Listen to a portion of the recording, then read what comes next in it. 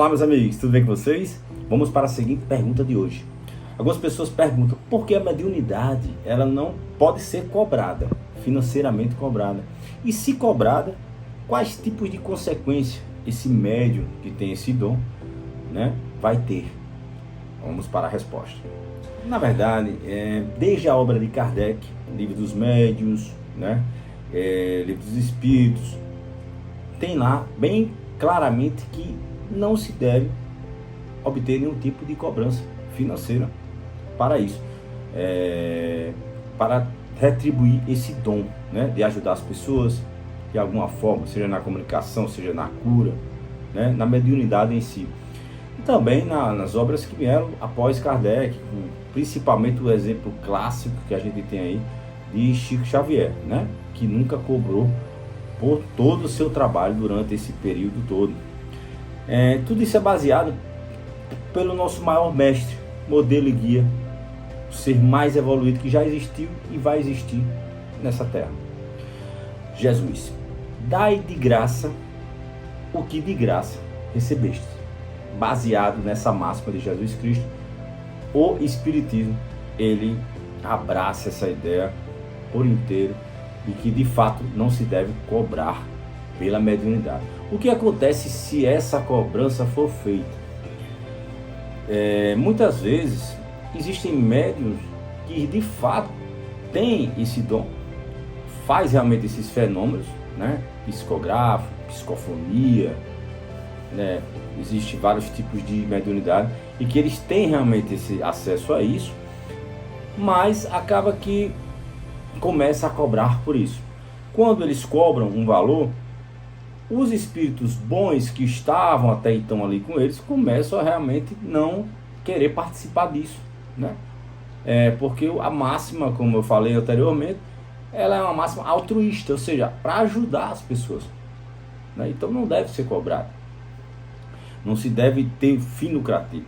E quando isso acontece, eles se afastam, mas ainda acontece algo pior. Além de perder esses entes que estavam ali de luz, né, orientando, guiando, uma grande oportunidade tanto para a vida pessoal do médium como para ajudar o próximo e ter, né, no futuro a colheita disso tudo, ele perde a oportunidade disso e outros seres, outros espíritos de uma evolução bem inferior, ou seja, espíritos inferiores e perfeitos, chamados de zombeteiros, enganadores, eles vêm e passam a fazer o papel dos bons espíritos, mas aí com mentiras, com meias verdade.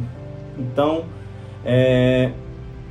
acaba que o médium ele continua ainda com a mediunidade, mas com o espírito de um escalão bem mais inferior, e depois disso ainda perde por total. Existem casos que perde por total a mediunidade e ele passa ainda de forma de fingimento, mentir, criar em base em suas experiências anteriores, e passa a enganar as pessoas, mas já não tem o poder de mediunidade. Então as consequências são essas, são terríveis.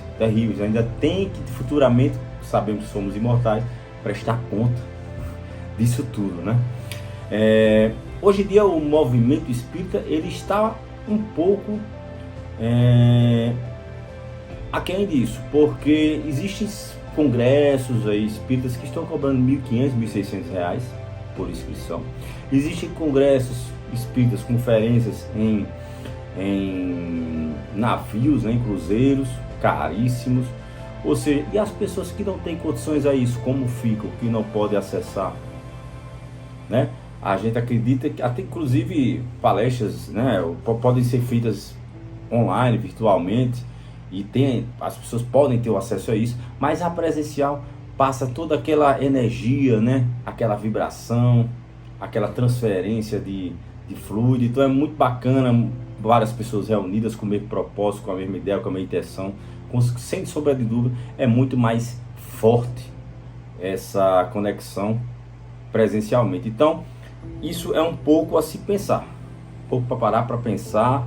O que o espiritismo, o movimento espírita vem fazendo, cobrando, né, e às vezes um valor muito alto. Chico Xavier, ele defendia isso, tanto que ele nunca fez nenhuma palestra paga nunca cobrou por nenhum dos seus livros, suas obras.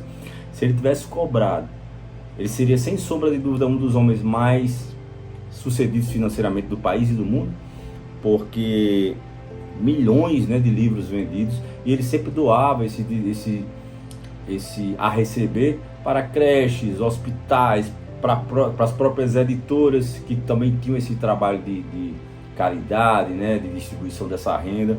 Então ele fazia isso e nunca ficou com nenhum centavo disso tudo. E ele sempre defendia que não se deve cobrar. E Chico Xavier todos conhecem, né, dispensa comentários, a sua trajetória aqui de 92 anos, muito bem vividos, foi um grande exemplo para a gente. Então a gente tem que estar sempre alerta a isso. O movimento espírita realmente tem que reanalisar essa sua postura e tentar trazer à tona de novo essa verdade e essa postura que é bem mais condizente com o espiritismo, tá? É mais ou menos isso que eu queria falar. Um grande abraço a todos, até a próxima.